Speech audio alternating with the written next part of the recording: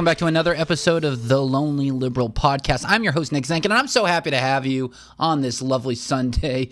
We had a crazy week of news, and Rick and I have got a lot to talk about. I mean, my God, between ICE killing someone, Greenland, Venezuela, it's unbelievable. So I'm not going to ramble on too much, and we're going to get right into it. So really happy to have you here, and without further ado, let's get to it. Alrighty, and we are back with Rick. Rick, what's up, man? Hey, not much. How's it going? It's going pretty good, but what we should all tell the audience, today is your birthday.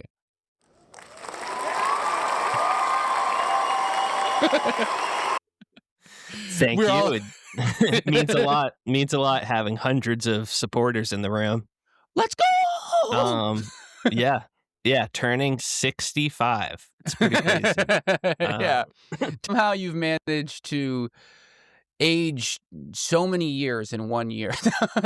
Yeah, I blame Trump. Time is not a linear equation when it comes to no, but if anyone, no one can ever question your dedication to the show. I mean, my God, here you are, birthday boy and all, still out, doing the Lord's work. Of course, living the dream. Oh yeah, baby.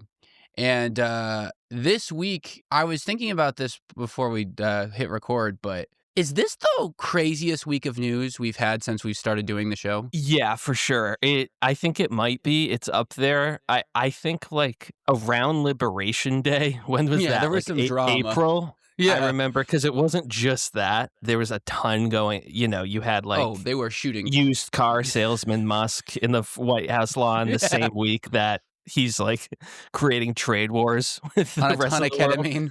ketamine. Yeah, exactly. But it's up there with that for sure. Yeah, I think so too. This is one of those weeks when you look at the list and you just go, Jesus Christ, this is embarrassing.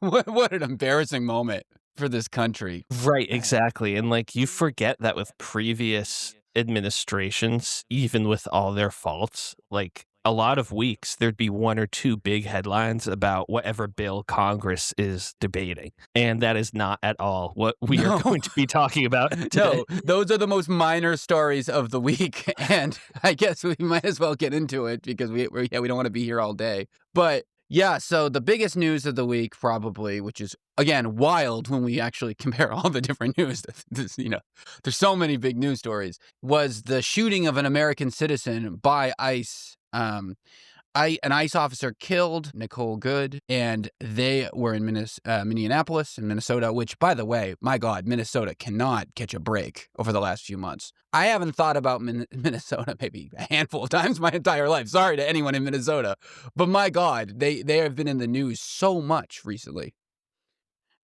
And I know they're really the target of a lot of like right-wing campaigns right now. I feel like it's unbelievable, like whether it's the Somalian drama, whether it's just Tim Walz in general. And now, I mean, obviously this is drama for a very good reason because, an ICE agent killed an American citizen. So for those who haven't like gotten the full download on the situation, basically what happened was there was a protest about ICE in Minnesota, and one person there, Renée Good, she was in her car and she got shot by an ICE agent.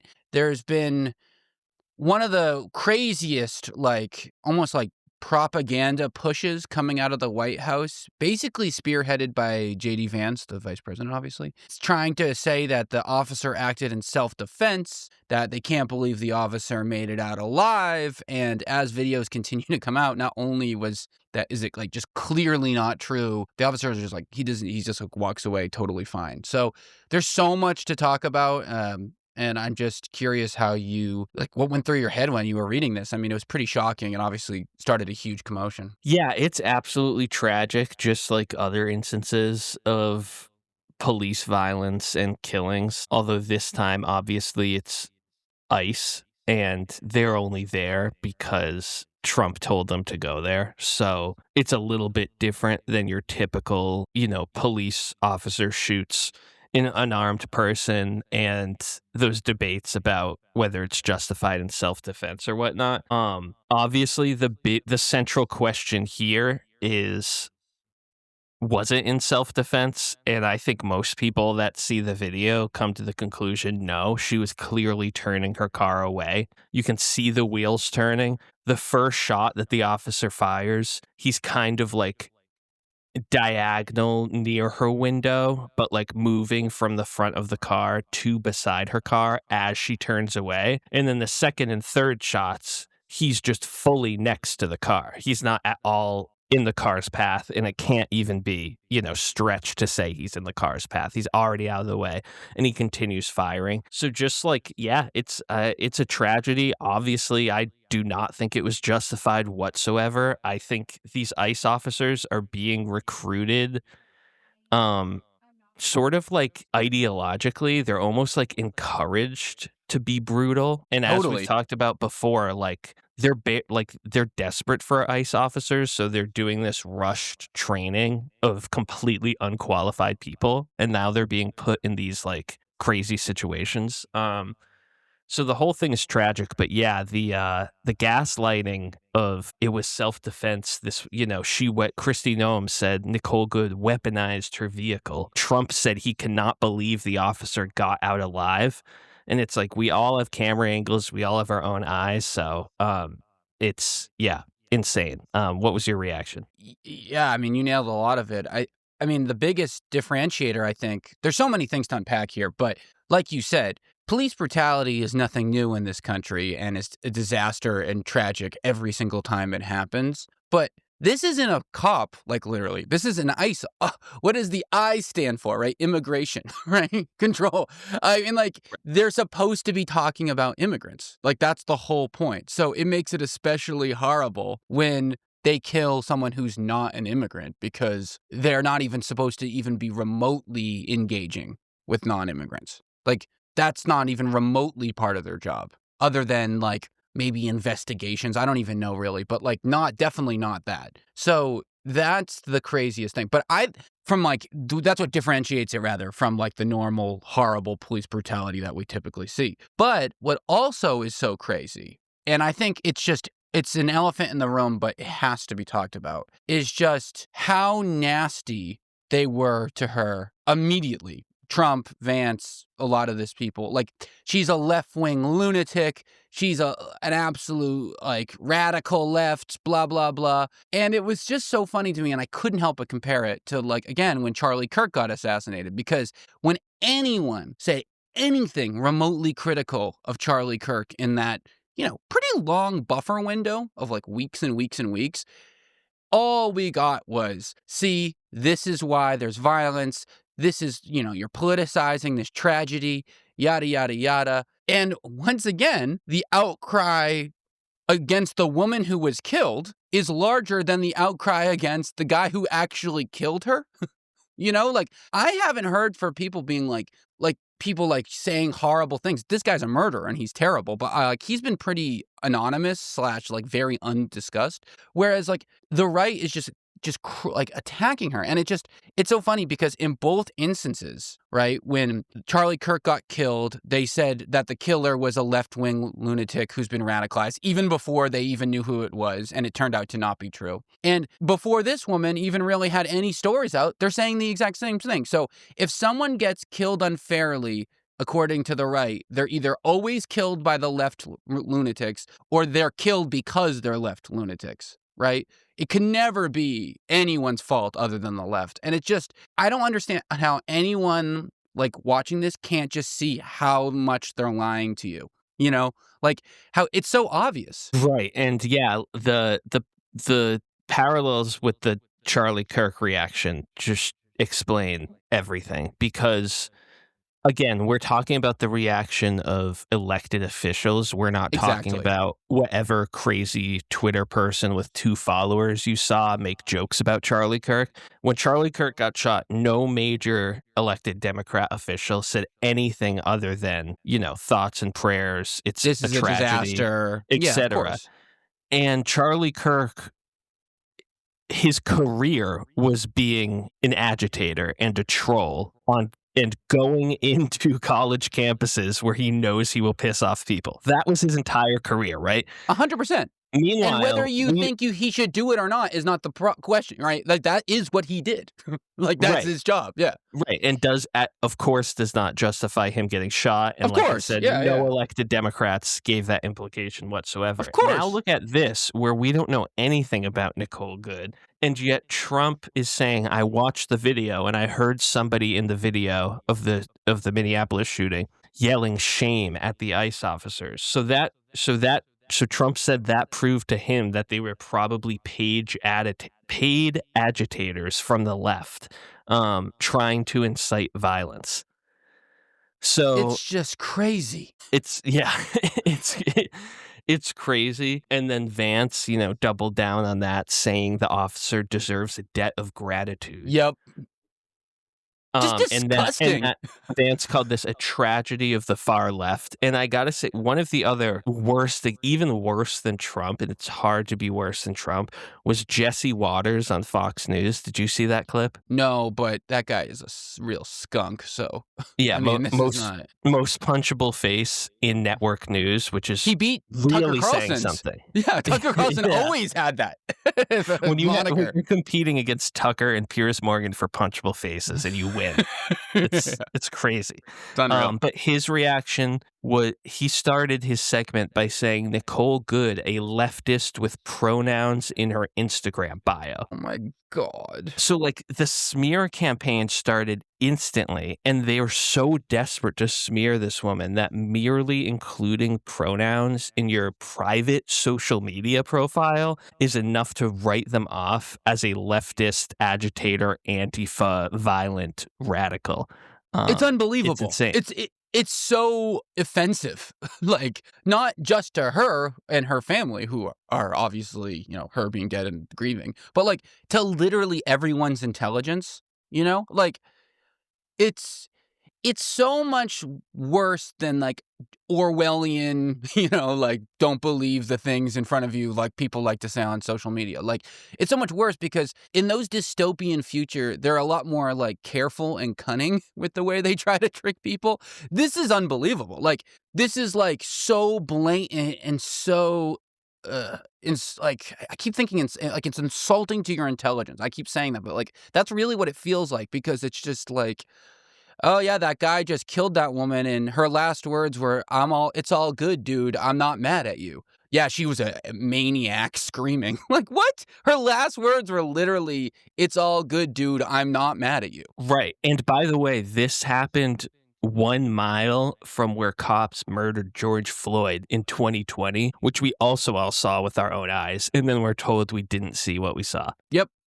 And I just can't believe it should be more outrageous than police brutality, which is already crazy outrageous because of, just like you said, like, not it being an ICE agent. And also JD Vance in that same rant where he said the officer deserves a debt. He said none of these guys are trained. Okay, well, if none of these guys are trained, then why are they out there conducting massive raids? Right. And that's a great point. It's a step worse than the everyday police brutality we sadly see in this country, because most people agree that we need police to some extent, right? Like, I Of think there course. needs to be major police reform, and they need to be held way more accountable than they currently are in general. However, like, I think there is a need for a police force, just generally speaking, Definitely. whereas we do not need ICE agents roaming in the streets of one of the most northern cities in the country looking for people from South America and Mexico. They don't need to be there. The governor doesn't want them to be there. The mayor doesn't want them to be there. So on that level, it's just, the whole thing is like pointless that they're even there, which makes it more tragic. Exactly. And how they're not supposed to even be dealing with America. Like, they're not protest control, Like, that's not their job. Like, they're supposed to be doing immigrations. I don't, Right. it's unbelievable. And to the, just to like kind of like put a button on how sad this is like, so the federal government is refusing local involvement in the investigation that's going to be happening about this murder. And Minnesota investigators have said they've been completely cut off from all evidence and case materials. after the probe shifted solely to the FBI. And how sad is it that no one thinks that will be fair? Right. Yeah. Like, that shouldn't be such a, like, ugh, moment, you know? Like, it shouldn't be true. Like, that should just be like, okay, I guess. Like, it shouldn't be normal. When Trump was asked about it, he said, I actually want to read a quote because I was reading, I think it was a CBS article or NBC article, just like a generic one. And this is just an unbelievable sentence. So the headline was Trump justifies excluding crooked, stupid Minnesota officials from shooting investigation, right? And this is what he says.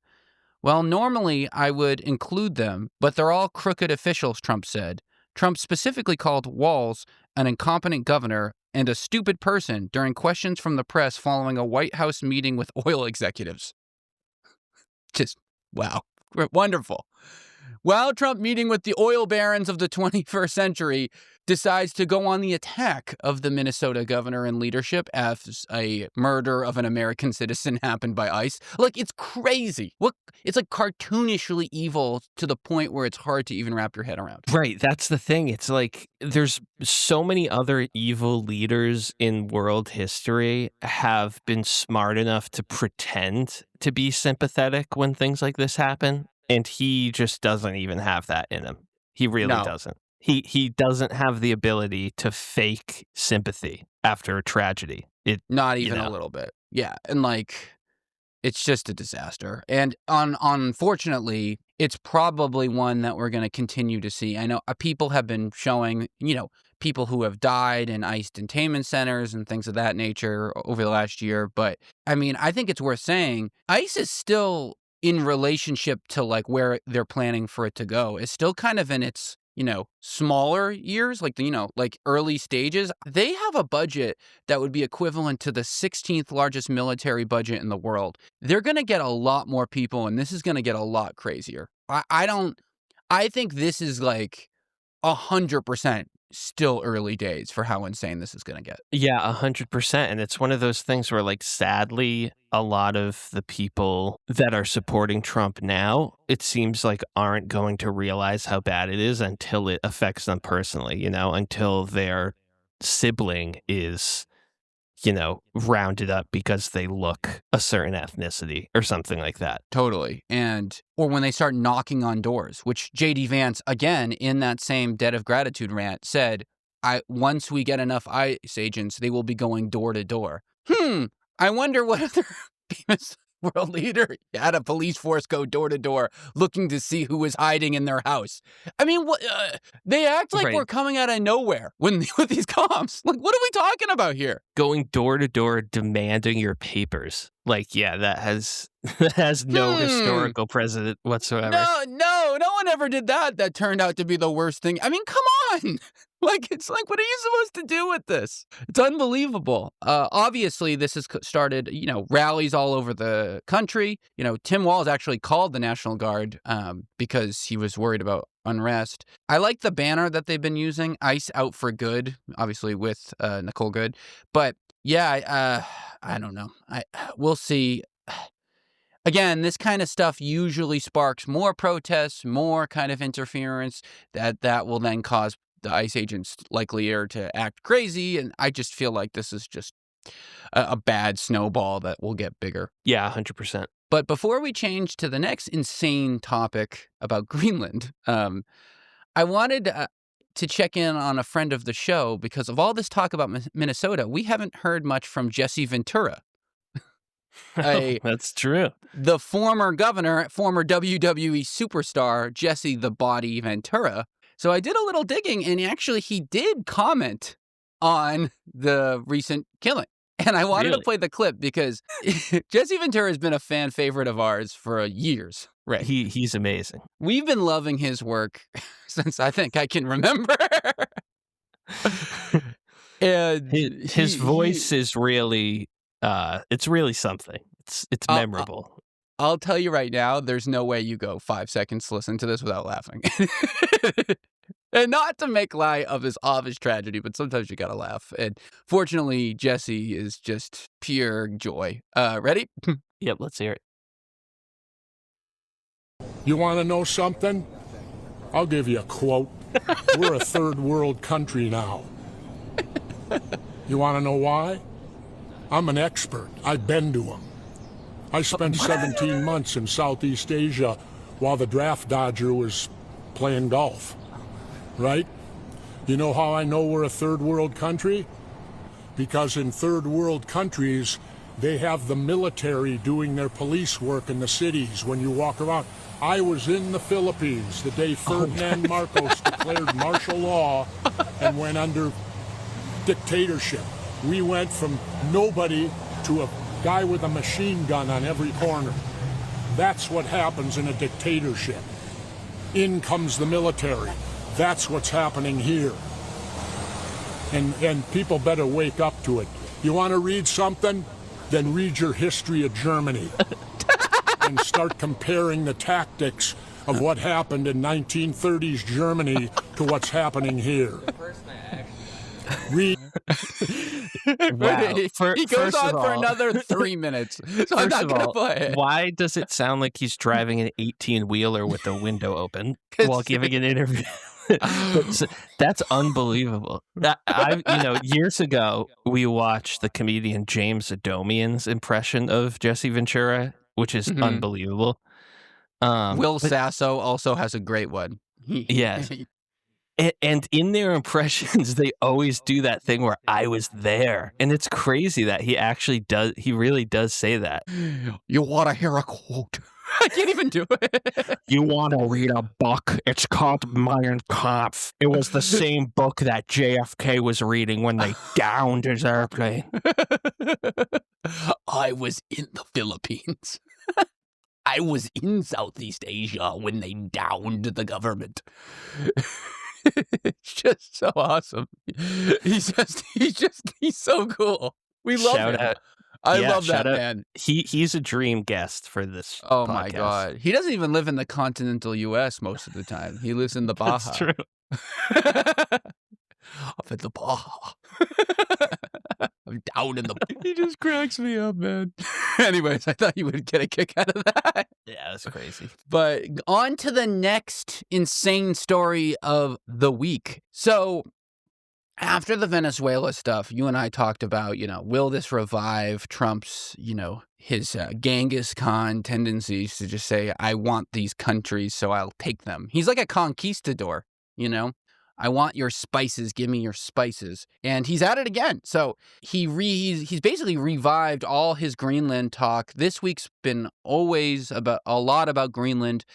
He continually says that utilizing the U.S. military is an option. He keeps saying the U.S. needs to own Greenland. He's trying to say that he doesn't want Russia and China to own it, which I don't even know what that is even talking about. He said Russia, we don't want Russia as a neighbor. We're literally a neighbor to them in Alaska. Obviously, all the NATO people, Nordic diplomats have all said this is crazy. We deny everything. But what's been so insane is the way they've been justifying of potential military invasion, which I can't even believe I'm saying that sentence, by the way. It is so insane. They keep saying, why does Denmark own it? A guy landed on a boat there 500 years ago? That's not how this works. Really? Because that's exactly how every single country has been formed outside of Africa and Asia. So I don't know what they're talking about. It's been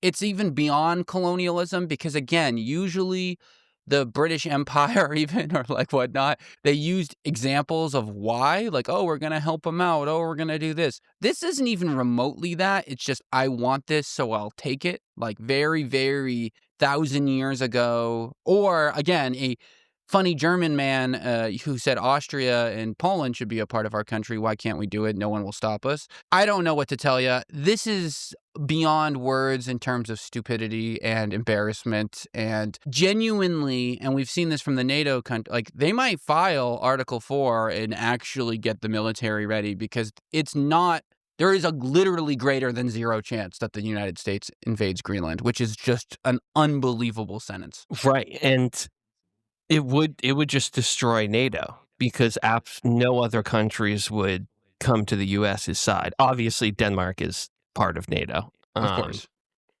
And the prime minister the Danish Prime Minister, Frederiksen, said, "I believe one should take the American president seriously when he says that he wants Greenland, but I will also make it clear that if the U.S. chooses to attack another NATO country militarily, then everything stops, including NATO and thus the security that has been established since the end of the Second World War."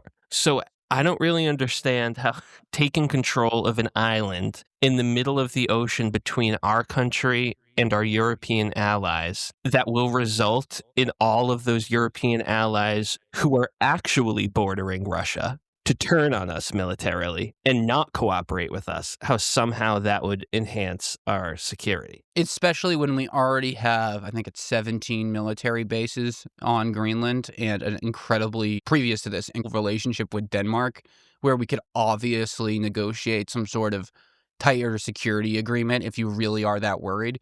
Because it is true that Greenland is an incredibly strategic resource, and the Arctic, transportation through the Arctic with the icebreakers and stuff like that. I totally understand why Greenland is so important. It is very important, but we literally are best friends with the country that owns it. Like, we could obviously continue to enhance our presence there without literally being a conquistador. Right. And Trump said this week, we're going to do something on Greenland, whether they like it or not, which is also how he said he treats women in his personal life in the Access Hollywood tape. So just a reminder, since we've all gotten numb to the terrible things that this man has said before. But he said, I would like to make a deal the easy way, but we don't do it the easy way. We're going to do it the hard way.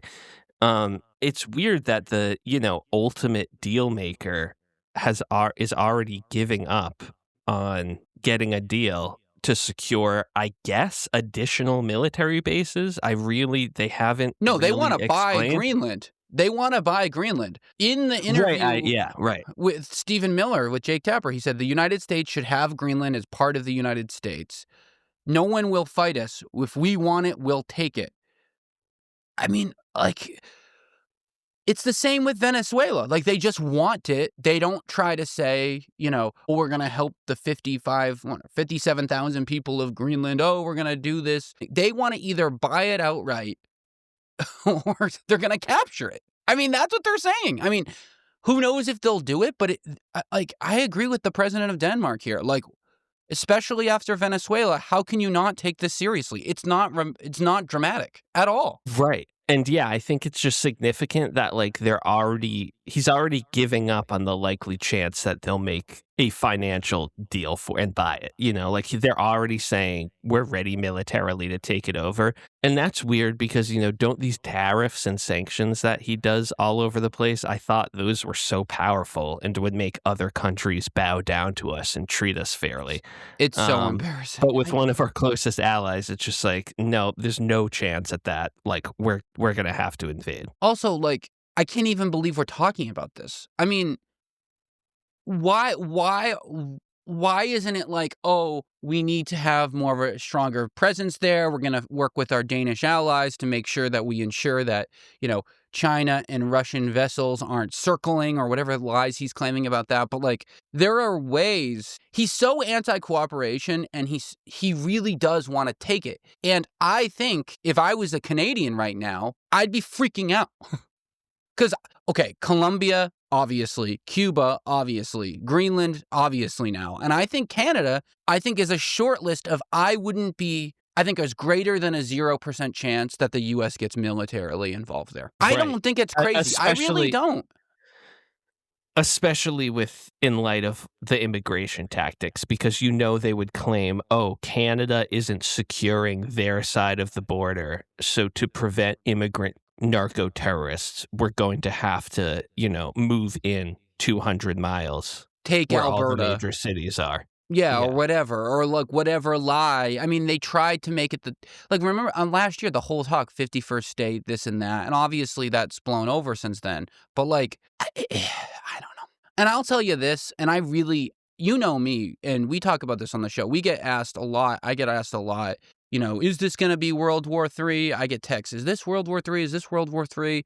And I always say no. I'm and I think literally, obviously, it's always been dramatized. That's never happened yet, obviously, because there's been no World War III. I never am on that side. I'm not even sure if China invaded Taiwan, it would cause World War III. I will say this. If the U.S.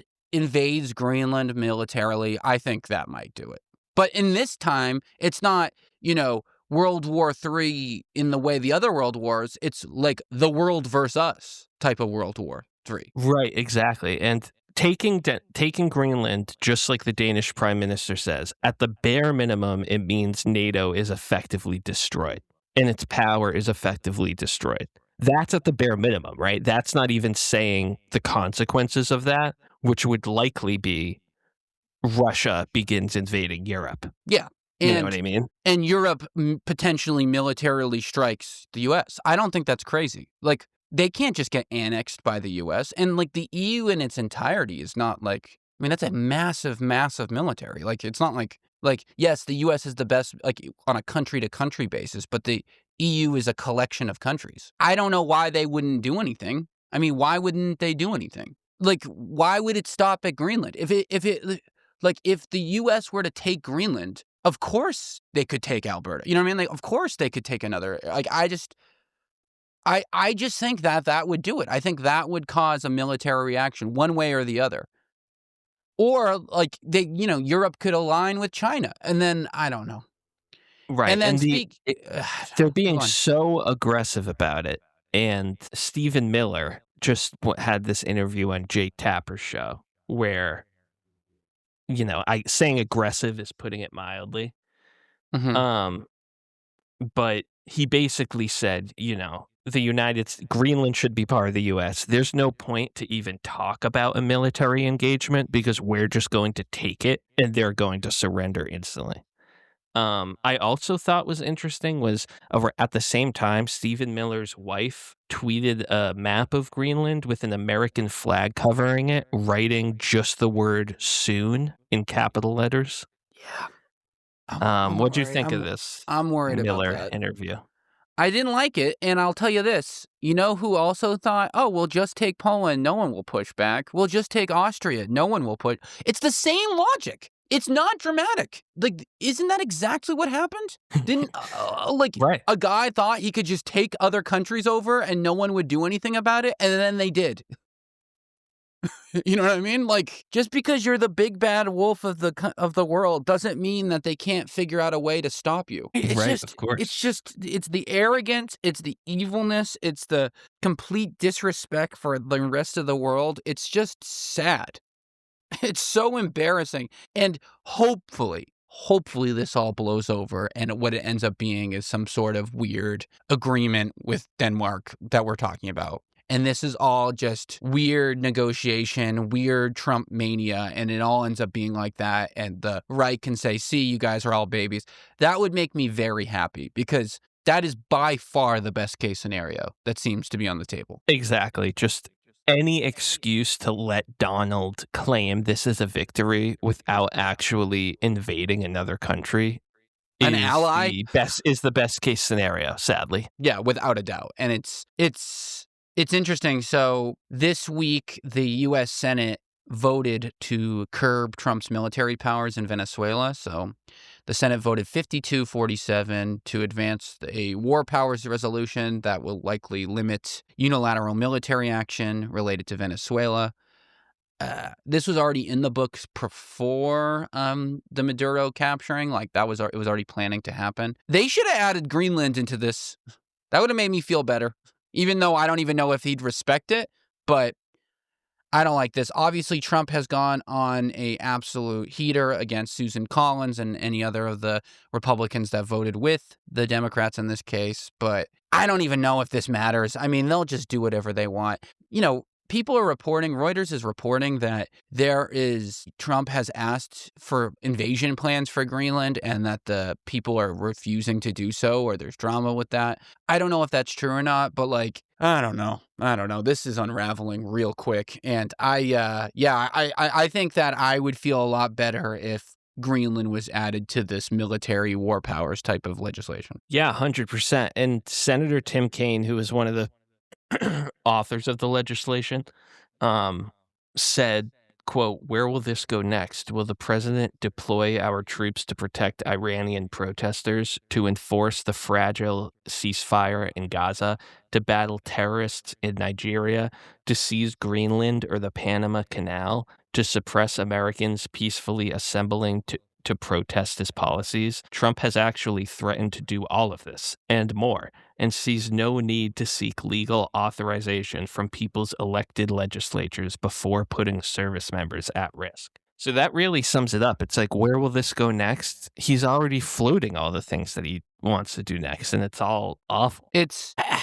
I just feel like this is the stuff when, like, the military turns again, like, you know what I mean? Like, doesn't this feel like generals are gonna have to, like, make a moral decision? Like, I don't wanna be dramatic. This stuff is so difficult to talk about because it's so it sounds so dramatic and it sounds so reactionary, right? Like, and, like, that's the last thing we wanna be doing on this like, we actively try pretty hard to not be giant babies, even if we are instinctively giant babies.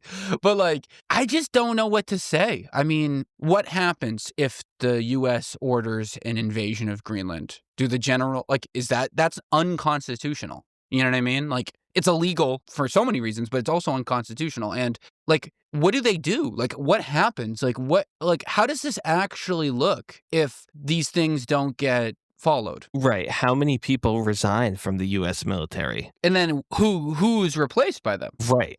The military becomes increasingly just an arm of MAGA, which is probably already happening, but gradually. Totally. In that, you know, the more general population that isn't radically right wing are probably signing up for the military less and less when Trump and Stephen Miller and Hegseth are controlling it. 100%. But you also mentioned Trump going after Susan Collins. Talk about somebody it's tough to have sympathy for. Yeah, I know. I don't feel bad for her at all. She's a Collins loser. and Murkowski. Susan Collins actually released a statement saying she supported Trump overthrowing and kidnapping Maduro, but does not support long-term involvement. So that's why she voted for the Senate resolution. She just sits on every fence she can possibly find. It's really almost impressive. She will be gone. I think that's a surefire thing. She's up for election in 26. Whether it's Graham Plattner, whether it's Janet Mills, it will not be Susan Collins. I'm pretty confident this is the last we will see of her. Right. But also, and, you know, sorry to add on to the bad news, but it should be said that this was just the Senate advancing a war powers resolution. Yes. It passed very narrowly, 52 votes, and obviously Trump would veto it.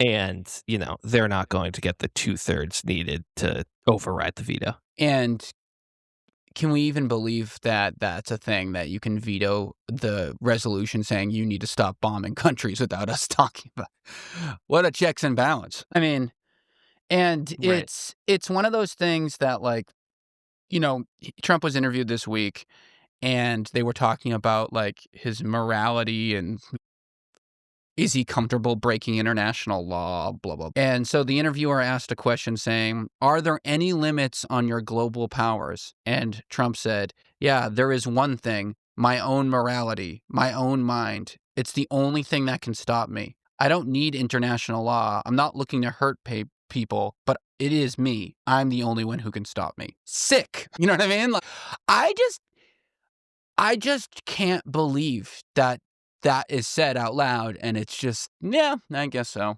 Like, what has It's this all insane. been?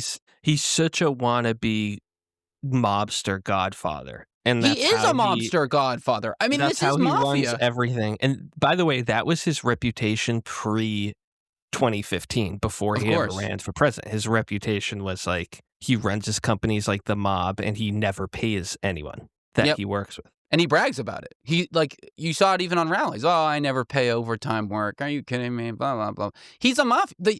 The U.S. is a mafia state at this point at a federal level. Now, what makes the country different, obviously, is the size, and the state governments and the local governments. They can still run under integrity and stuff like that.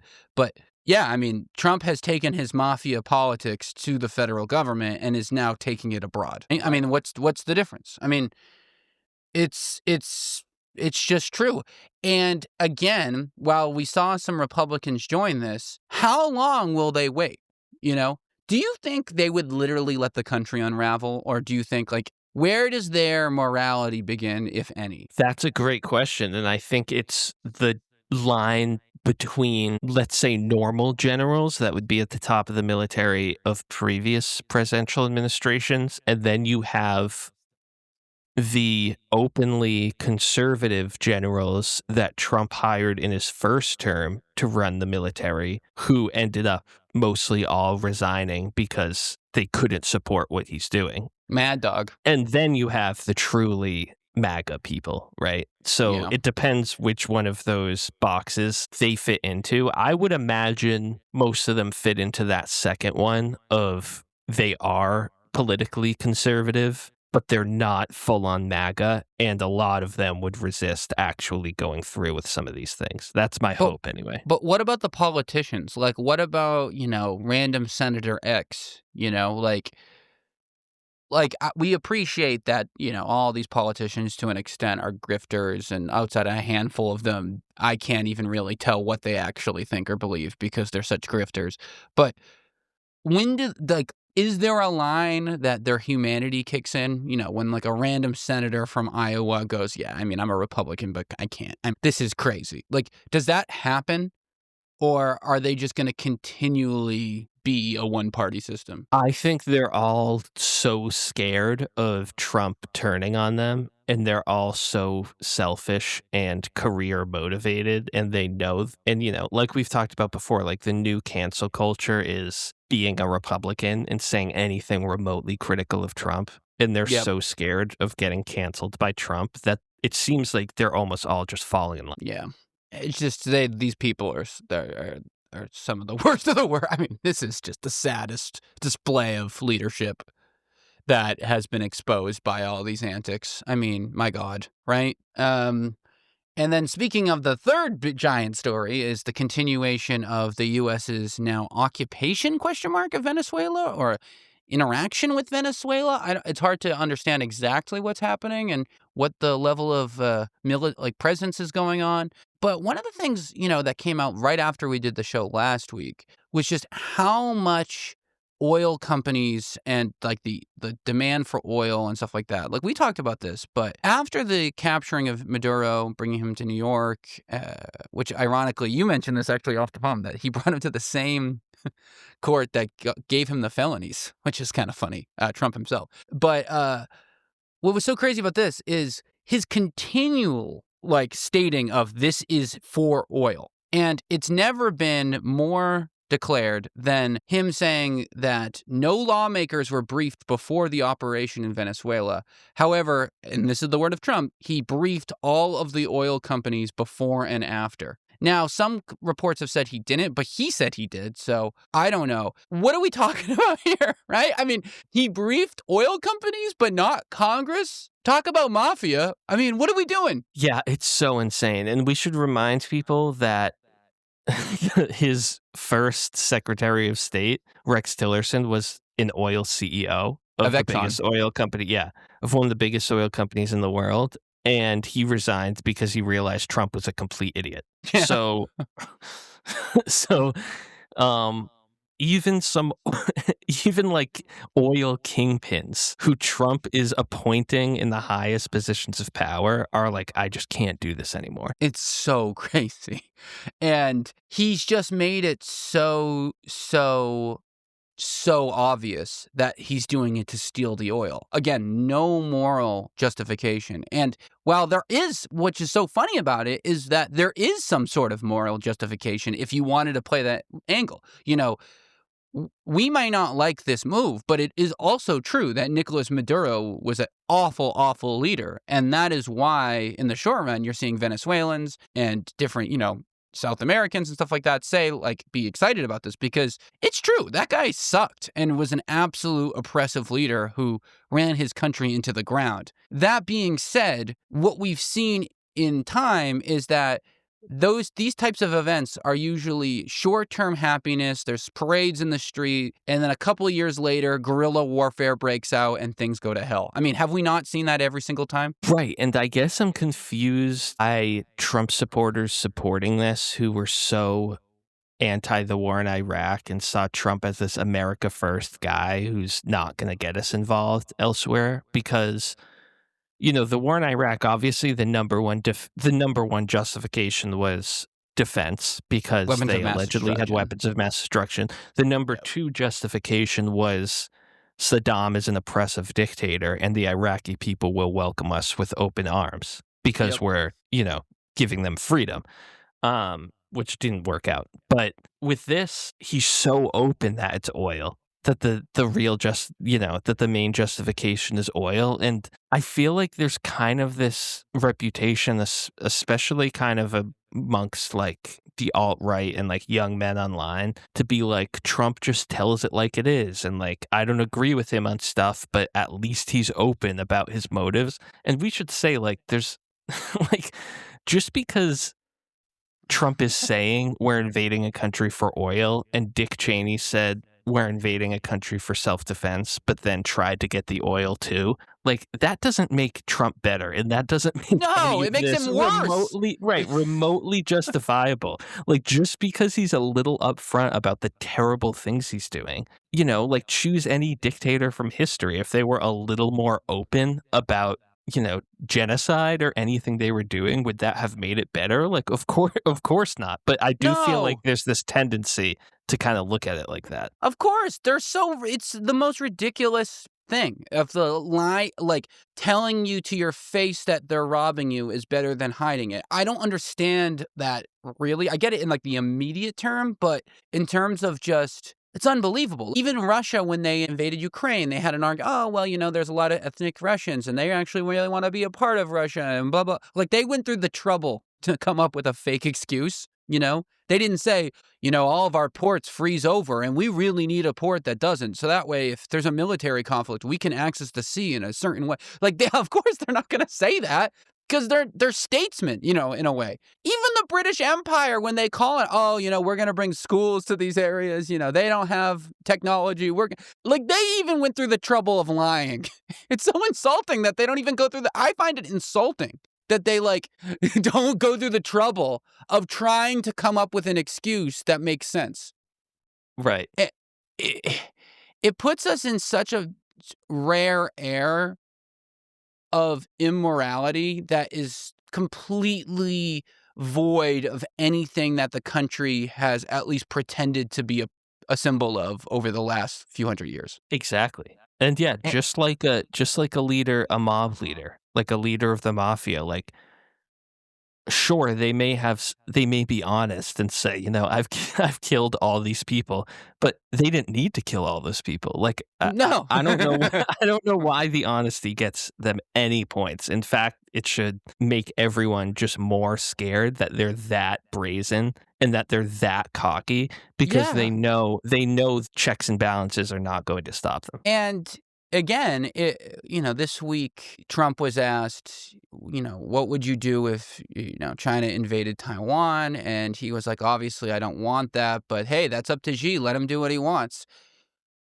And I think that exactly explains it. There would be no moral argument. Like if China invaded Taiwan, which would be a disaster and horrible and completely, completely terrible and be a huge conflict because there's so many reasons for that. But what grounds would the U.S. have to say you can't do that from a moral point of view? I mean, all China would have to do is say, oh, we found out that the Taiwanese leadership is actually helping bring drugs into China. We need to replace the leadership with a more China-friendly one. And actually, why not make it a governor? Actually, now they're a province of China. Like, what's the difference? Right, exactly. I mean, it's really, really, really, really crazy. And again, I wanted to talk a little bit about this whole thing because I've had a few friends text me and ask me, why are Venezuelans so happy if, you're saying this is a bad move? And I mentioned it earlier, but again, I think just a little like thought of again, Maduro was a terrible leader. Saddam Hussein was a terrible leader. Bashar al-Assad was a terrible leader. Gaddafi was a terrible leader. All of these guys are awful and all got disposed from their country because of how awful they were, or at least that was the justification for why what happened. We're seeing this in Iran literally right now, riots, and we'll talk about that later. But look at what happened. I mean, people don't realize these stories, but like very quickly, in Syria, when they had their civil war, there was a group of rebels, of Islamic extremists that said, hey, we could be best for Syria. They were called ISIS. ISIS became out of the power vacuum there. They were formed by the most extreme members of al-Qaeda who were too crazy. How did al-Qaeda get formed? Well, in Iraq, there was a power vacuum after they took, you know what I mean? Like you could just go, who was the members of al-Qaeda? Well, the most extreme people of the Taliban. How did the Taliban come? Like you could just keep going on and on and on. And every single time there's a power vacuum, all we've seen time and time again is guerrilla warfare, rebel factions, supporters of the original dictator, because there's always some degree of support for them, fighting and fighting and fighting, different terrorist groups, different organizations getting in play, them, being fed up, using some sort of populist agenda, and then causing drama.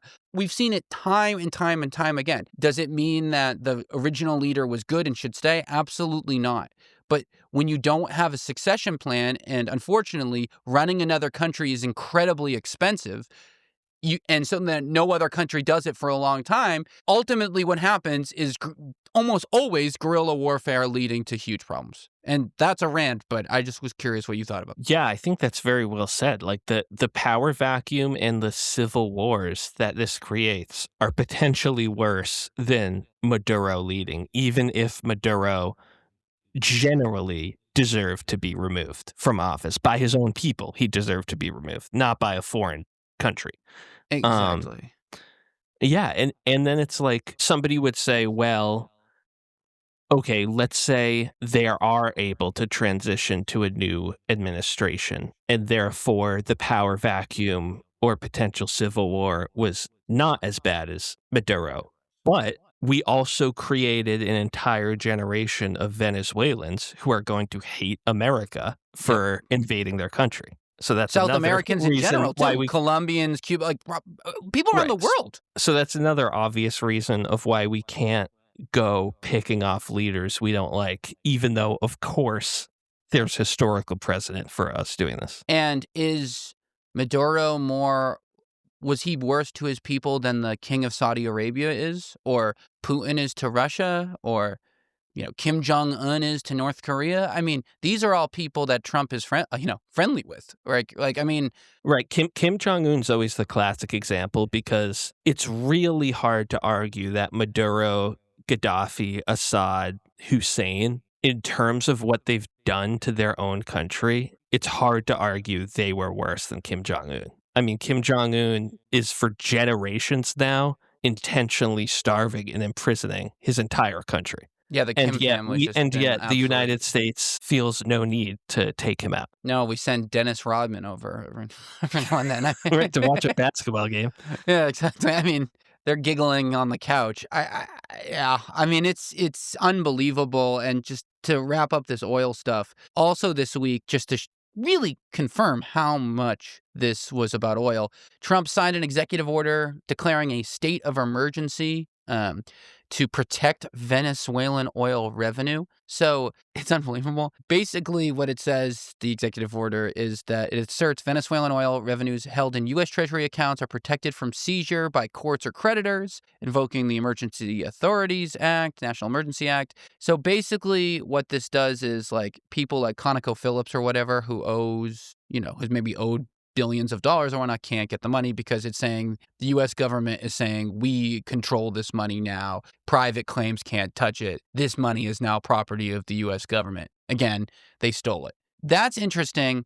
But what's especially interesting is Trump, like I said earlier, had this big meeting with all these oil executives because part of the reason what he's been saying is the oil executives are going to invest billions of their own dollars to, refurbish Venezuela so there can be some sort of joint thing. unbelievably so, a lot of the oil companies said, we don't really want to do that. Really, Chevron, which already has big operations in Venezuela, was the only one who seemed excited. Current CEO Darren Woods of Exxon called Venezuela uninvestable, saying that there's really no reason why we would spend money there. And so what happened? No one talked about to these guys beforehand, if that was the whole point. And I think one of the things that I don't think people realize is often they point to the map of oil reserves and oil production, and Venezuela's at the top. What they don't realize is that oil isn't the same. Just because it's oil doesn't mean you can put it in your gas tank. Oil comes in all these different grades, all these different types. And a lot of the oil in Venezuela is more for like asphalt and tar and stuff like that, not for gasoline. So it's not really like what people are thinking in terms of like a real power. Now, that oil still has a lot of use. I'm not saying that. But like companies like Exxon and stuff like that, they don't always necessarily invest in all types of oil. They have certain, grades that they're looking for and sweetness, they call it, and stuff like that. So this doesn't seem like the oil companies are about to invest billions of dollars to revamp Venezuela's rotting infrastructure, quote unquote. Right. All that's clear to me right now is a couple people are going to get very, very rich from Maduro being overthrown. And some of them will be members of the Trump family. And him and his boys and his mafia crew will be getting rich. Yes. It's never been more out in the open about that, and MAGA doesn't care. Can we also just acknowledge that nothing matters for MAGA? Let's be real. How many more campaign promises? They can do it. Right. I mean, the classic example of, Jimmy Carter was forced to sell his peanut farm because of the complication of interest with being president and owning a peanut farm. And meanwhile, Donald Trump passed his company, officially gave his two sons control of his global company while also appointing them to federal positions at the same time and also giving them permission to broker trade agreements. So again, it's all just so out in the open. It's unbelievable. And boy, do we need a blue wave and Congress to switch control, because they wouldn't be able to stop a lot of this, but he already has control of the Supreme Court, and he's had that since his first term appointments. But him having, all three branches in control has been just a total disaster. I mean, has any president in history ever caused more damage, not only to the country itself, but to the world in 1 year? Reputationally, no way. Not even close. I agree. In that amount of time, no. Are we living through the worst era of life? I was thinking about this. Dude, we can't catch a break. We went from the COVID global pandemic to the collapse, the beginning of the collapse of the country we live in. I mean, what's going on? What a rough patch. You're not supposed to get that in one lifetime. These things are supposed to be spread out. It's been a tough 10 years. Brutal, dude. This is an absolute nightmare. This is like World War II into the Great Recession into World War I into the recession to World War II. That was worse, but this is getting rough. I mean, this is a rough moment. And timed perfectly with us entering the workforce. Like our generation graduating college. Housing crash. Trump starts his first term. Yeah. The Great Recession, housing crash, into Trump, into COVID, into Trump too. Yikes. This is rough, dude. We haven't had a break in like 20 years. It's been brutal. And then lastly on this Venezuela stuff, so, there's been talks about meeting with some of the, whether it's the Venezuelan vice president or, and this has been my favorite because it's so interesting, meeting with Maria Corina Machado, who is the head of the opposition of Venezuela and winner of the Nobel Peace Prize, the thing that Trump covets so much. He wants it more than anything in the world, which I just cannot believe he can't wrap his head around, that bombing countries and killing civilians limits your ability to win a peace prize. Maria, who's not very popular in Venezuela, or at least reportedly, she said, I will give you my peace prize if you meet with me and we talk about like kind of like letting me be in charge of Venezuela. Unbelievably so, Trump enjoyed that. But what I really got a kick out of was that the Nobel Institute released a statement saying, you can't do that. Like, just to let you know, you may like literally give him the medal, but we won't actually change it. Like, just to let you know. And what a move on her end. If it will prevent World War III to tell Trump that you gave him the Peace Prize, then by God, go on and tell him that. But just so you know, it's completely meaningless. We just do not at all think it's real. We will not count it. The whole theme of this episode is just Trump is a toddler. Like, it's just every time something bad happens, it's just he reacts in the most unbelievably immature way of just the most immature kid on a playground in kindergarten. It's just, it's tiring. And he keeps saying he stopped 8 wars, and he goes, why won't anyone respect that? Because you didn't stop 8 wars. Right. You keep saying that, and I don't know if you really think you did, but you didn't. And people who are operating in reality know you didn't. So you can go, I deserve one, I stopped 8 wars. Yeah, if you stopped 8 wars, you deserve one. You didn't stop 8 wars. Like, right, exactly. And then like the fact that like people like Jesse Waters and like stuff like that are going, he stopped 8 wars. No, he didn't. What wars? What are we talking about? It's so crazy. They're just saying something over and over and over again. And it's so crazy. And then lastly on the military stuff. So again, this week, there are more strikes in Syria. They keep striking. And now this is like ISIS groups or terrorist groups, they're saying. But I didn't realize that there were 1,000 U.S. troops in Syria. Did you know that? I didn't know that. No. And yeah, they're still fighting ISIS adjacent, ISIS kind of groups there. And yeah, they keep bombing people. Yeah, and they, they claimed this recent strike was in retaliation for the fatal attack a week before by an ISIS gunman in Syria that killed 2 U.S. soldiers and 1 civilian interpreter working for the U.S. military. Obviously, goes without saying, not justifying that terrorist attack at all. Awful. Right? Absolutely awful. Yeah. At the same time, when you're occupying a foreign country that hates you, you may eventually get attacked. Yeah, exactly. And like you can't just continue using that as a reason to stay and escalate more and more when the reason things are escalating is because you're staying there. It's just this loop. Well, it's very similar to the Gaza loop in a way. Like it's you agitate a group, they attack, you say you attacked us, we have to stay, and then it keeps going over and over. You know what I mean? Like, right. It's just chicken and the egg. It's just, it's a disaster. But in good news, I guess, is that this week the House voted to revive the ACA subsidies. Now, people may remember these enhanced ACA premium subsidies were the big focal point of the shutdown that happened in the fall. And one of the things that the kind of, to end the shutdown was like they'll make a vote. In this, the House vote, 17 Republicans joined Democrats to do this.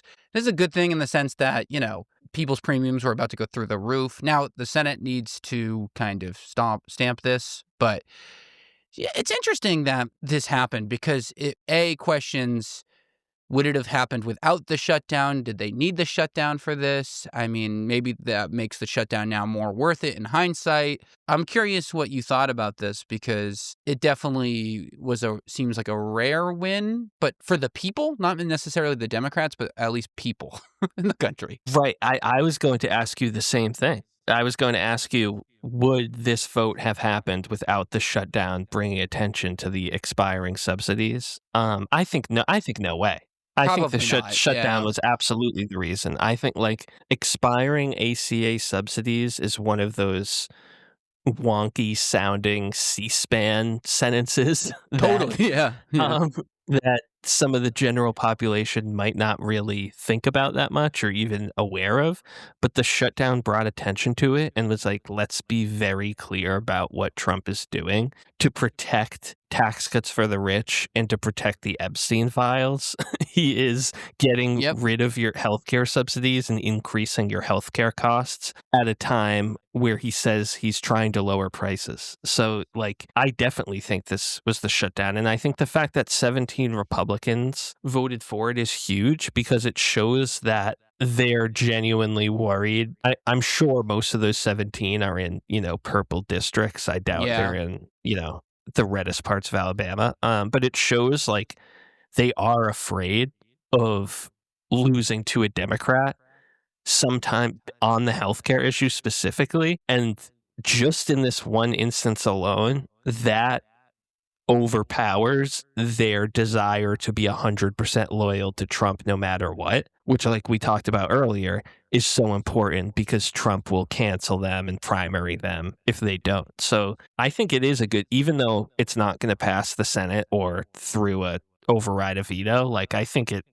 it's great because it shows that some of these Republicans like are genuinely afraid of blowback from, the left side of their citizens. Totally. And it does, we don't have to go into it totally right now, but like it does kind of continually touch on this topic of like if they do somehow, like it'll be better for people if their subsidies don't go through the roof, but it would be worse for Trump and the Republicans if they do. You know what I mean? Because people will notice that. That's like very noticeable pain, and I don't want people to have that pain, but it also is true that would, I don't know. Like ultimately, I'm glad, and I agree with you, because I don't want people to bankrupt themselves due to not being able to pay for healthcare. That's terrible and sad. Lastly, on that note, and again, a lot of the times when we field these questions, a lot of it's just what are, like, I'm getting random texts about, or what the news says. What do we get texts about and stuff like that? One was about this constant kind of thing that Trump did this week of truthing. Is it? I still haven't gotten it right. When he posts on Truth Social, is it a truthing? Is it a truth? I don't know. I can't think. They just haven't gotten me on that. So I'm just going to say tweet for now. So he posted on Truth Social two kind of things that felt like executive orders or like statements. One about credit card debt and one about housing costs. One of them was talking about how I'm going to look into, institutional investors buying out housing. They're not letting people get houses. This is ridiculous, stuff like that. And then another thing about credit card debt caps. And people sent these to me and were like, see, like, this is good news. And I agree that those two things are, good sentiments. I do want people to remember, and it's gotten so diluted right now, that tweeting something on Truth Social doesn't make it a law, Right. Even though it feels like that nowadays. But it's honestly like a little bit of a hack that he's discovered, is that he can randomly just say teethless kind of claims on Truth Social that kind of align with original campaign promises and like original kind of populist ideas. And that just satisfies the psyche of the masses enough, even if no actual legislation and or even executive orders are, passed. Right, exactly. Do you think any of this stuff will actually happen? Who knows? I mean, it's kind of Same. the classic Trump of like, creating a tornado of destruction. And then in the end, he chooses a few of those things to actually move forward with. So, yeah, I don't know. We'll see. I mean, like, how much should we really value his Truth Social posts It's a in good general? question. Like, in any other context with any other leader, we should listen to what's coming out of their mouth directly and what they're putting into the public. But Trump chickens out very often. So, But I then don't know. sometimes he captures the president of Venezuela. It's hard to know. And they're so incoherent and they're just rambling. It sucks having to think about that. There's no other way to say it. It sucks. It Totally. sucks that I have to read a tweet and go, I don't know. What the hell does that mean? Will he do anything? Hopefully will actually end up changing for anyone normal. Probably not. But we'll see. I mean, remember a few months ago, he did that with the prescription drugs where he said, I'm demanding that they go down. And then they didn't go down, So, yeah. So, yeah, that's it for the U.S. news. I wanted very quickly, I know this is a long show, but there's a lot to talk about. the Iran uprising, obviously we typically focus on U.S. news, but this is such a big deal, I figured we might as well mention it. So there's been massive protests throughout Iran over the last few weeks, and not only is this like just been a madhouse, it's also caused like internet blackouts. Human rights groups are estimating hundreds of people have died, thousands of arrests. It's hard to even know. People are saying sometimes it's like 30 people killed, hundreds of people killed. It's changing by the week. Trump has threatened potential intervention. This isn't surprising at all. Iran has had an absolute disaster from an economic point of view over the last few years, basically just overstepping its international hand from a financial point of view, plus not having, an economy outside of oil and the embargoes and all that stuff. And the Ayatollah and stuff like that have had a tough go. I mean, they're obviously talk about repressive regimes, not even close. So yeah, I mean, depending on the source and time window, we're talking about, dozens to hundreds of deaths, thousands of arrests, internet blackout. This is like the country's kind of crumbling in before our eyes. Yeah, it is. But, at the same time, we have seen this before, right? Like roughly, what was it, 10 or 15 years ago with the Arab Spring, when Gaddafi got overthrown and the Syrian civil war started. Like there was also massive Iranian protests back then. And obviously that did not result in a regime change. So I'm really not sure. Like the Iranian centralized government and their military are very powerful, and seen to be relatively loyal to the administration. So like, I think in general, that's why people haven't been like as optimistic with previous protests that like a true revolution will be successful. But on the other side, it's going to happen eventually, Totally. And it's worth stating, how we even got here. The whole history with the Shah that the U.S. put in place, then they extradited him back to the U.S., then these guys, Ayatollah Khamenei came into power and all this stuff. Like, people should watch the movie Argo. It gives you a good overview, and it's about the hostages situation that poor Jimmy Carter did not maybe handle the best. But yeah, I mean, I wonder how Trump will somehow claim this is another war, the 9th war he's solved. Right. And when we invade Iran, will it just be, we need more oil? Will he even attempt to offer pretend? Because they've got the good stuff. I mean, also, lastly, did you see this week also Netanyahu gave Trump the Israel Prize? No. Yeah. Sounds like a first ever very Israel coveted, Prize. Yeah, very coveted award. Yeah. This is the new thing from leadership. We're going to give you... So now Trump can have in his mantle the FIFA Peace Prize and the Israel Prize in a few weeks span. It's like the Nobel Prize, but way better. And actually only I like it. Netanyahu, that is. So yeah, it's an absolute nut house of a week. But we're lucky that even with the news going crazy and your birthday, drumming on, we still have time. It's time for Rick's Cultural Corner. Thank you, Linda. Thank you, Linda. She's still working too. Works overtime. Yeah, loyal listener. She hasn't subscribed to the Substack yet, so I don't know if Linda doesn't really like our writing. But which, by the way, second post. You put out one about the manosphere. Second post is up. Check it out. Yeah, please subscribe and look. And from what I have heard, it is highly related to today's corner. Yes, exactly. So we've discussed the manosphere. We've discussed RFK drinking raw milk shooters in the White House with quack doctors.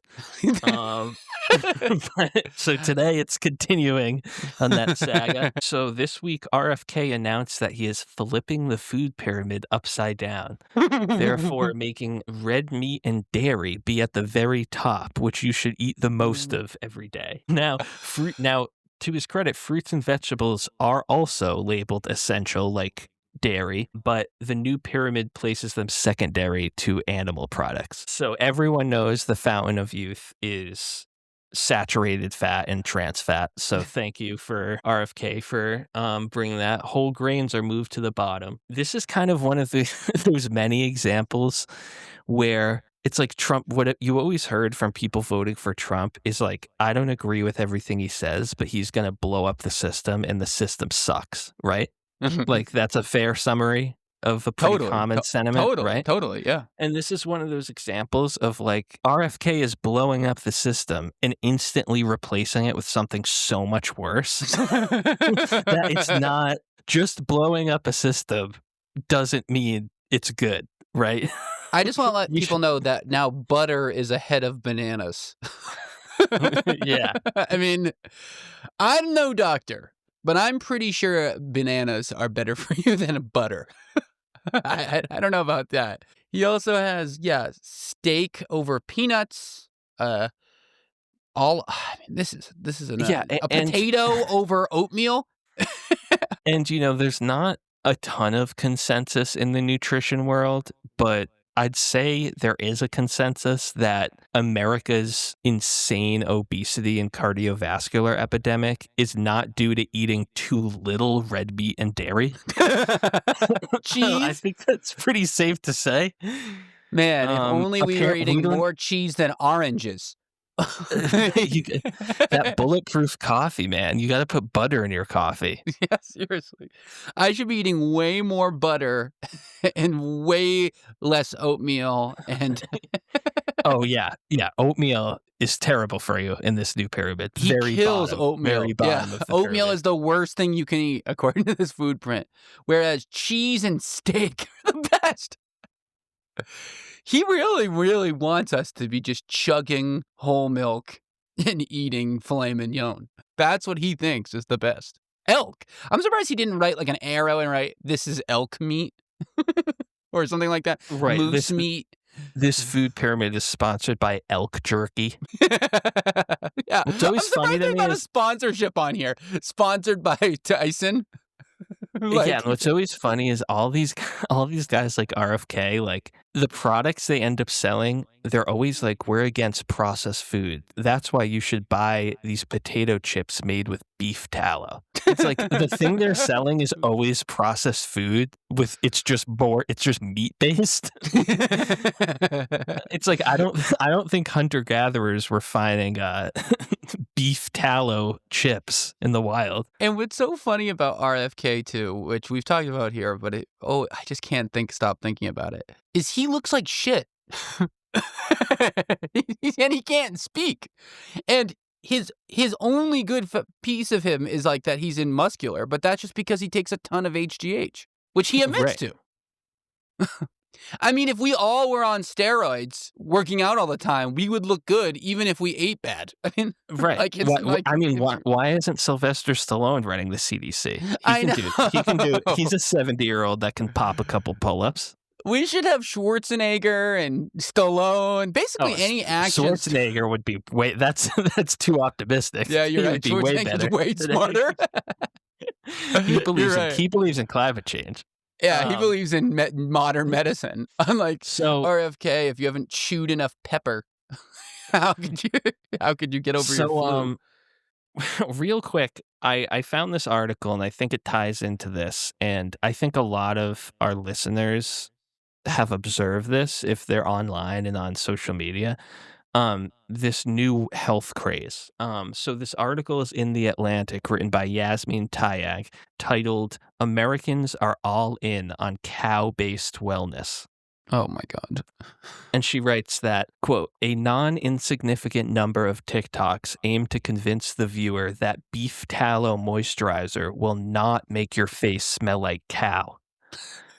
The beauty influencers who tend to appear in these videos, usually clear-skinned women rubbing tallow into their face as they detail their previous dermatological woes, describe the scent as buttery, earthy, or grass-like. Many come to the same conclusion. Sure, the tallow might actually smell a little bit, but the smooth skin it leaves behind is well worth it."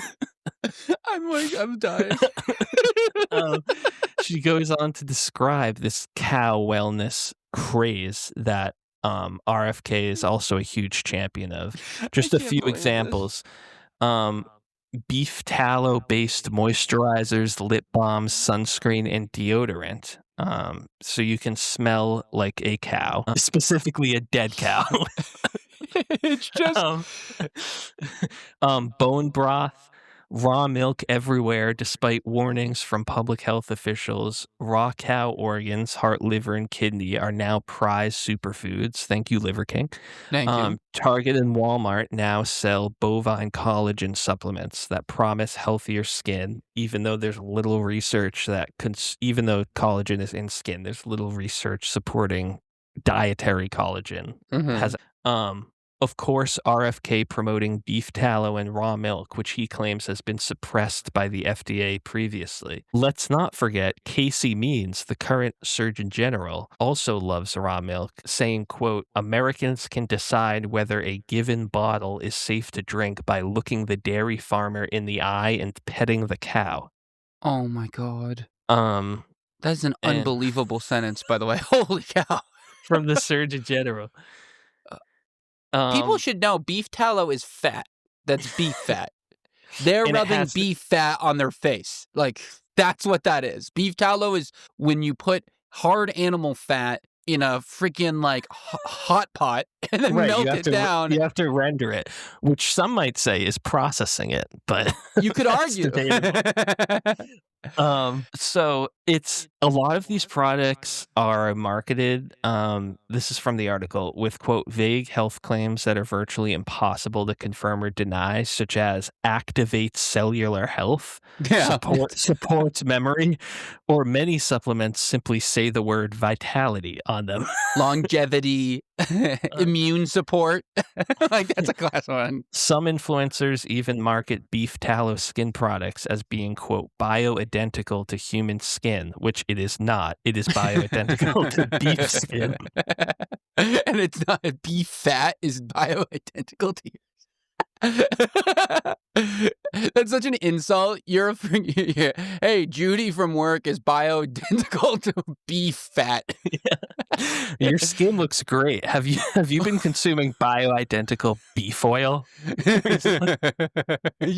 You know what? Your skin looks so good. You look bioidentical to a cow fat. You're glowing today, specifically like a fat cow that's been killed and harnessed for its fat. And processed for its fat. It's triglycerides. That's what it is. You're glowing and also smelling. You're glowing. Oh my God. Billy's glowing. Yeah, I heard he started rubbing beef fat all over his body and now his memory's improved. This is hell. Now he's not allowed on airplanes anymore. Yeah, now my dog won't leave him alone. This is hell. We've run out of things to do. You know what I mean? As a country. It's so funny that like these like beautiful Instagram models are rubbing beef fat on themselves and then telling their followers, trust me, it only smells a little bit like cow. They're like, we can't lie and say there's no cow smell at all. But your skin is more important. And it's so funny because, you know, the famous expression, obviously, snake oil salesman, is much more believable because snake oil sounds cool. Right. Take this snake oil, it'll make you feel better. I could see it because snake oil sounds mystical. Rub this beef fat on you, you'll start glowing. Get ready with me. It just shows you this country has run out of material. Just the spritz.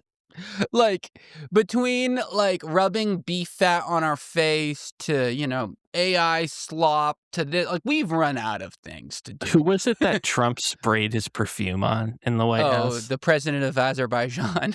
Oh, yeah. This will be the next step, spraying the Trump Prime soap. Minister of UK with beef tallow. I'm surprised he doesn't have a soap. It does feel like Trump soap is on the horizon. Clean the swamp. Sudsy soap. Made at 100% beef tallow. Oh my God. It's funny. He started selling a vodka again. It got discontinued in 2011. They're rebooting it. the slogan is "Success Distilled." I wanted to let you know about that. So yeah, Ooh. soap is only a matter of time. You know what I mean? Like, that's only a Well. matter of time. I mean, there's no doubt about it.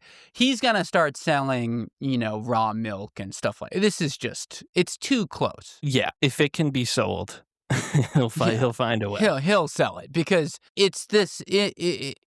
Imagine looking at RFK and being like, I need to know his skin routine. By the way, what does he do to make his voice sound so normal? Why does he sound so good, and why is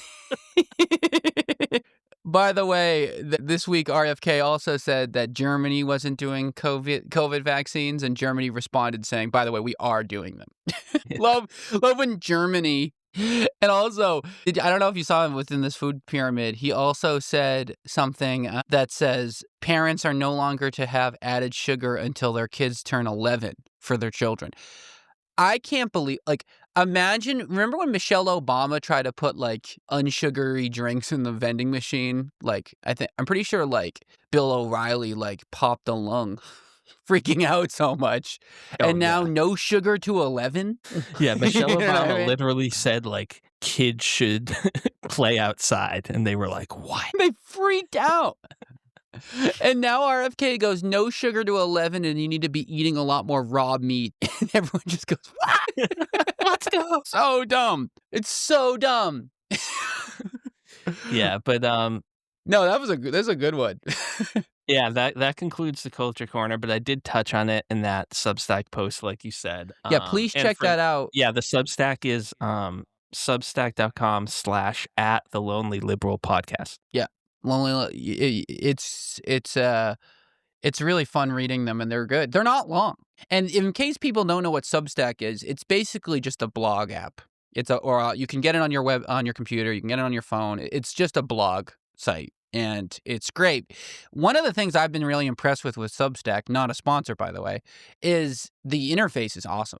Super professional, super good. I really like the app in general. Encourage people to just get it in general. It's good. Yeah, agreed. Yeah, I've been enjoying it so far. And yeah, it's basically just a blog platform like WordPress was before. Exactly. And I feel like the posts have come out really great. I can't wait to keep them up. All right, cool. All right. Well, thank you per usual. And hopefully by next week we are, you have not gone from 30 going on 60, and you can age more more gracefully because the news won't be. We send in your happy birthday wishes. The audience. Yeah, thank you. And send in your questions like always. We love the questions. Yes, please, at thelonelyliberalpodcast@gmail.com. Address them to Rick E.L. Yes, my pen name. Lemony Snicket, who we have on the show. That's the only pen I know. R.L. Hine, that's got to be a pen name. The Goosebumps guy. There's no way that's a real name. That was my inspiration. R.L. R.L. Stein. Yeah, Rick. Yeah, he's the man. I love Goosebumps. Anyway, all right, talk to you later. See you, man. See you, mate. And that's our show, folks. Thank you so much for listening today. If you like the show, please give it a 5-star review wherever you listen to podcasts. I'd really appreciate it. And continue. You guys are really good at this, but telling people about the show, what you think. Oh my God, these two guys, this guy. It's really, really helpful, and I really do appreciate it. Thank you for making it to the end, by the way. It's a long one, but man, did we have a lot to talk about. What a crazy, crazy week. But let us know what you think.